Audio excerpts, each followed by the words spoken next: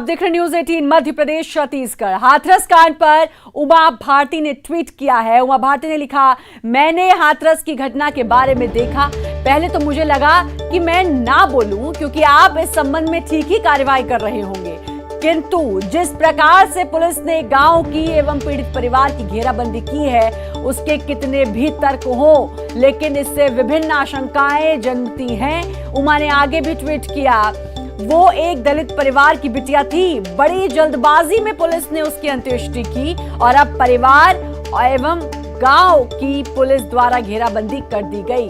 उमा ने उसके बाद भी ट्वीट किया है और लिखा है कि इस घटना से यूपी सरकार और बीजेपी की छवि पर आंच आई है। तो उमा भारती ने हाथरस कांड पर अपनी प्रतिक्रिया दी और कहा कि पहले तो मैं चाह रही थी इस पे कुछ ना बोलूं, लेकिन जिस तरीके से जो कुछ भी हुआ पीड़ित परिवार के साथ, उसके बाद पुलिस की कार्यशैली पर सवाल उठाए हैं। साथ ही कहा है इससे बीजेपी की छवि भी खराब है, छवि पर भी माफ कीजिएगा, लिखा है इससे यूपी सरकार और बीजेपी की छवि पर आंच आई है।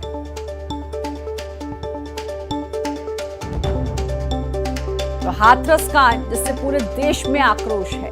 उमा भारती बीजेपी की दिग्गज नेत्री, खुद उन्होंने ट्वीट किया है और खुद इस पर उनका भी आक्रोश दिखाई दे रहा है। उन्होंने कहा कि वो दलित की बिटिया थी, जिस तरीके से उसकी अंत्येष्टि की गई उस पर सवाल खड़े किए हैं। अब उसके बाद जिस तरीके से पीड़ित परिवार की घेराबंदी और गांव की घेराबंदी की गई है, उस पर भी सवाल खड़े किए गए हैं। रामराज की भी बात उमा भारती ने कही कि रामराज की बात की जाती है, लेकिन राम मंदिर की नींव के बाद इस तरीके का माहौल, ये तमाम बातें अपने ट्वीट में उमा भारती ने लिखी है। रंजना हमारे साथ, हमारी संवाददाता जुड़ चुकी हैं। रंजना, बीजेपी की दिग्गज नेत्री और खुद उन्होंने अब सवाल उठाए हैं। यूपी सरकार के अंदर पुलिस आती है, पुलिस की कार्यशैली पर सवाल उठाए हैं और ये भी कहा कि मैं नहीं चाहती थी इस बारे में बोलना, लेकिन फिर भी उन्होंने बोला है और उनका आक्रोश भी दिखाई दे रहा है ट्वीट पे।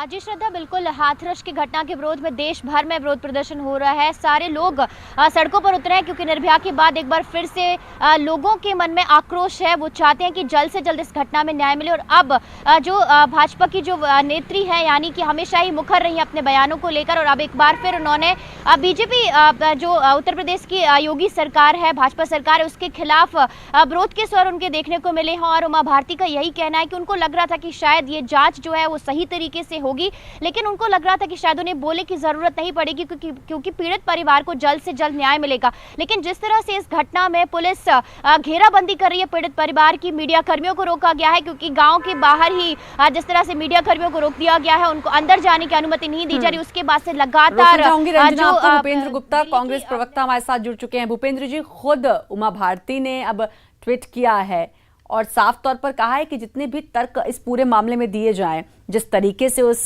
पीड़िता की अंत्येष्टि हुई, जिस तरीके से परिवार की और गांव की घेराबंदी की जा रही है, उस पर जितने भी तर्क दिए जाएं वो तर्क बिल्कुल बेकार हैं, आशंकाएं जन्मती हैं।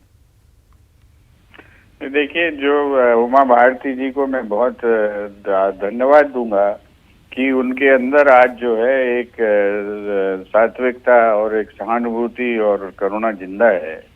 कुछ लोग तो, जो लोग राज कर रहे हैं उत्तर प्रदेश पर, वे तो मठ और हट पर कब्जा करके वहां पर राजनीति कर रहे हैं, और जो न्याय दे रहे हैं वो ये न्याय है कि जिसकी बेटी चली गई है उसके पूरे गांव की घेराबंदी कर दी। ये जो ये स्पष्ट दर्शाता है कि बचाव किसका कर रहे हैं।